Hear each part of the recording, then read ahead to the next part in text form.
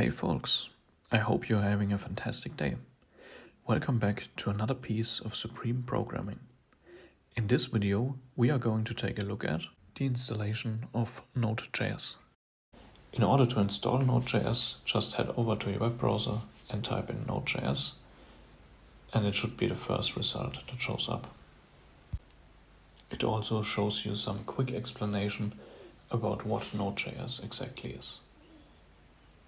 Node.js is an open source, cross-platform, back-end JavaScript runtime environment that runs on the V8 engine and executes JavaScript code outside a web browser. So this part is crucial as it is outside the web browser, as JavaScript normally just works and runs inside of a web browser. Head over to the official website and you will see a download link for your operating system. As I'm on macOS, this will be the version that is shown to me. Once you click it, the download will start. Also, if you want to download another version, you can click on Other Downloads. There you will find the matching installers for Windows, macOS, and Linux. The installation itself is quite simple. All you have to do is double-click the downloaded file. Then you just follow the steps. Don't wonder about the language of the installer, as my operating system is set to German as main language. It is German that you see here.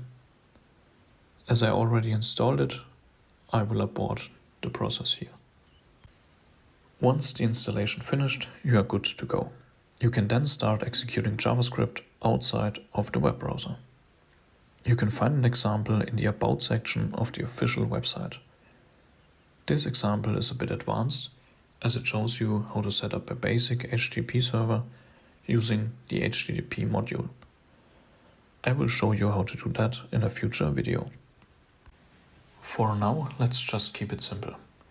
Here I have a basic welcome message that I want to show inside of the terminal.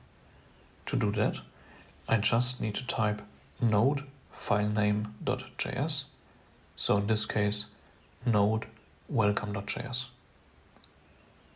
And then if you hit enter, you can see that the execution starts. You can also verify that Node.js was installed correctly if you simply type node-v into the terminal. Then it will show you the currently installed version. In my case, it's 12.16.3.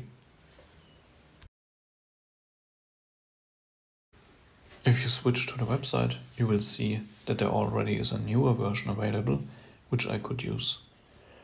But I'm keeping my version for now, as it will work either way. Thanks for watching. Like, comment, share and subscribe if you'd like. And as always, see you in the next one.